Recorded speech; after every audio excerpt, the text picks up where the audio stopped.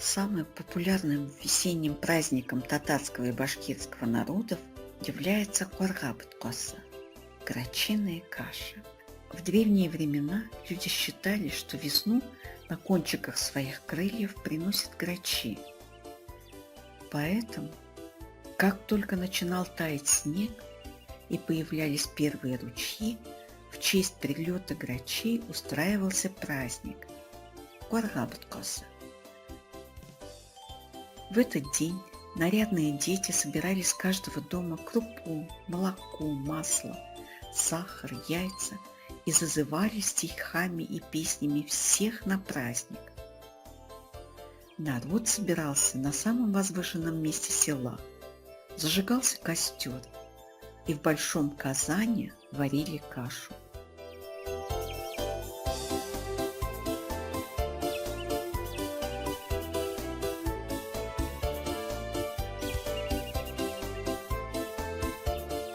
После игрищ и веселья все приглашались к костру, и начиналась раздача каши.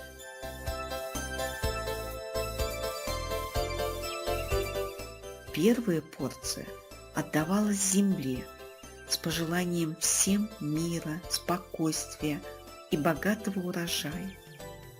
Вторая – воде, ручью, чтобы вода сохранила живность на земле. Третье – небу, чтобы было много солнечных дней и вовремя шли дожди. А четвертое – грачам, благодарность за то, что они принесли весну. После этого каша раздавалась всем присутствующим.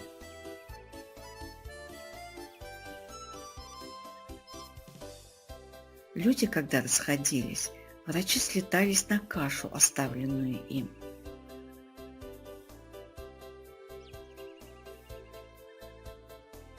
Эти традиции сохранены и в наши дни. Во многих татарских и башкирских деревнях и сейчас проводят праздник весны – Куаргаб-Коса бейрамы.